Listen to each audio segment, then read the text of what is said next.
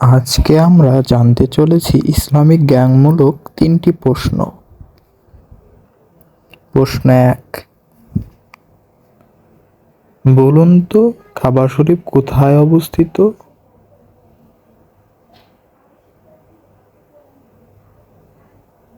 সঠিক উত্তর মক্কা নগরীতে।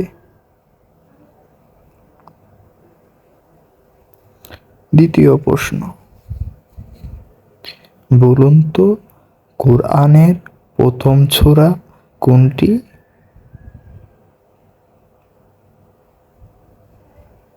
সঠিক উত্তর সূরা আল ফাতিহা। তৃতীয় প্রশ্ন, বলুন তো লাইলাতুল কদর কোন মাসে আসে?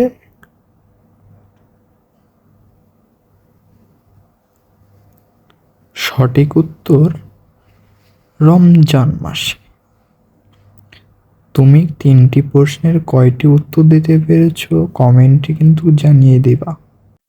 নেক্সট ভিডিওতে আবার আসছি। সবাই ভালো থাকবেন। আল্লাহ হাফেজ।